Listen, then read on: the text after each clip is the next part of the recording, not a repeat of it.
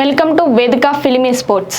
SRH success సీక్రెట్ను బయటపెట్టిన ఇషాన్ కిషన్ ఆదివారం కాటేరమ్మ కొడుకులు ఇరగదీశారు. ఐపీఎల్ 18వ సీజన్ ప్రారంభమైన రెండో రోజే టోర్నీ చరిత్రలో రెండో అత్యధిక స్కోర్ కొట్టేశారు. ఫస్ట్ కొట్టింది వీళ్ళే అనుకోండి, అది వేరే విషయం. కానీ ఫస్ట్ మ్యాచ్లోని ఈ రేంజ్ విధ్వంసం చూసి మిగతా టీమ్స్ భయపడుతున్నాయి. 2024లో ఎలాంటి బ్యాటింగ్ చేసిందో ఈ సీజన్లో అక్కడి నుంచే మొదలుపెట్టింది సన్ రైజర్స్ హైదరాబాద్. రాజస్థాన్ రాయల్స్తో జరిగిన మ్యాచ్లో ఏకంగా 286 పరుగులు భారీ స్కోర్ చేసింది.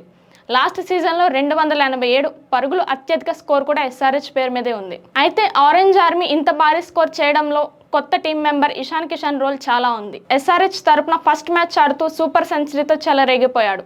ఉచ్చకోత కోయడమే ఆచారాన్ని తూచా తప్పకుండా పాటించాడు. కేవలం 47 బంతుల్లోనే 11 ఫోర్లు 6 సిక్స్లతో 106 పరుగులు విధ్వంసకర ఇన్నింగ్స్ ఆడాడు.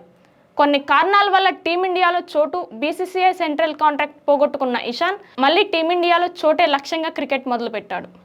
అందుకే ఎస్ఆర్హెచ్ అతనికి సూపర్ ప్లాట్ఫామ్ను సెట్ చేసి పెట్టింది. Fearless, aggressive brand of cricket ఆడమని అతని లైసెన్స్ ఇచ్చింది. దాంతో ఫస్ట్ మ్యాచ్లోనే తనేం చేయగలడో చూపించాడు.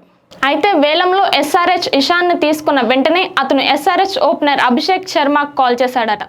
నా నుంచి మీరేం కోరుకుంటున్నారు, ప్రతి బాల్ని బదులయ్యాలా అని అభిషేక్ని అడగడంతో ఎస్ ఖచ్చితంగా అదే చేయాలని అభిషేక్ చెప్పినట్లు ఇషాన్ స్వయంగా ఈ విషయాన్ని వెల్లడించాడు. దాంతో ఎస్ఆర్హెచ్లో తన రోల్ ఏంటో ఇషాన్కు క్లియర్గా తెలిసిపోయింది. అలాగే టీంలో జాయిన్ అయిన తర్వాత కెప్టెన్ కమిన్స్ సైతం ఇషాన్కు ఫ్రీ హ్యాండ్ ఇచ్చి ఫియర్లెస్ క్రికెట్ ఆడమని చెప్పేశాడట. ఆ ఒక్క మాట ఫస్ట్ మ్యాచ్లోనే ఇషాన్ చేత సెంచరీ కొట్టించింది.